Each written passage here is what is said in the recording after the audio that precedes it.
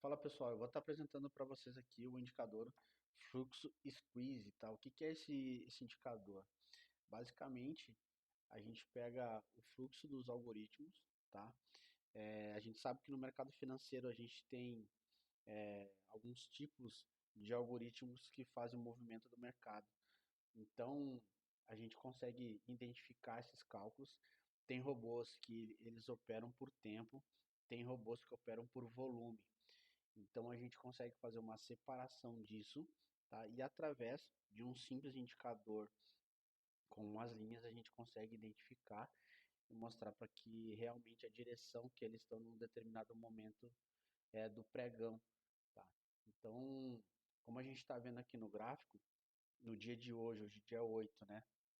Então, a gente pode ver aqui no mini índice, tá? Como que ele se comportou. Então, na abertura, vocês podem ver que ele fez esse movimento de alta, tá? Então a gente está falando só de robôs, né? Eles literalmente eles baixaram o fluxo deles aqui e depois eles continuaram uma queda. Se vocês forem notar, essa linha amarela são os robôs que operam mais no mercado de varejo, né? E aí a gente tem a linha verde que são os robôs market maker, né? Então, quando a gente está falando de market maker, a gente está falando de Ideal, BS e algumas corretoras internacionais. Então, basicamente, quando a gente está falando de fluxo de movimento, quem normalmente leva ao mercado são os institucionais e a gente vem com a contraparte que é o varejo para dar essa liquidez. Então, se a gente notar, quando essa linha verde cruzou, vocês notem que a pancada que deu aqui nesse período aqui das 10 horas, né, um pouquinho antes. E aí o fluxo do institucional ele acabou levando o mercado para baixo, tá? Se vocês forem notar esses pontilhados verde e vermelho, ele vai mostrar algumas divergências, como por exemplo, se o fluxo institucional ele estiver subindo muito forte, mas através do preço, né, os candles estiver caindo, ou seja, uma divergência de fluxo, ele está fazendo uma força muito grande para fazer um movimento, mas o preço não está correspondendo. Então, a gente consegue enxergar, isso é chamado no mercado de absorções, né? Então, a gente consegue identificar isso através desses movimentos.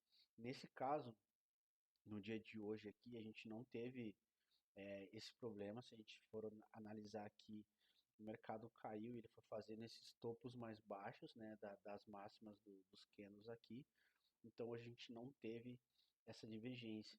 Se a gente for olhar mais para trás, quando a gente coloca, quando aparece setas, tá? É porque ele antecede a uma grande movimentação. Isso é um cálculo que a gente faz pelo período que o robô está ligado e pelo volume que ele está operando e o padrão de período que ele tá operando. Então a gente consegue fazer essas identificações, tá?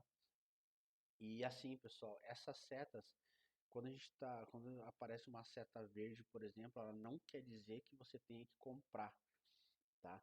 Esse é um dos exemplos aqui do dia 7, né? Essa seta aqui, ela apareceu, então, tipo, quem está acostumado a só enxergar setinha e operar para a ponta da seta, aqui ele vai funcionar diferente. Ele vai te dar um sinal, ele está dizendo que teve um grande institucional que ele está operando pesado na compra, tá? E ele provavelmente está absorvendo as vendas, tanto é que ele fez um movimento de correção e aí ele caiu. Então, basicamente é isso, tá? As setas, elas não necessariamente indicam a direção que tem que soprar, ele está dizendo o movimento do institucional, tá?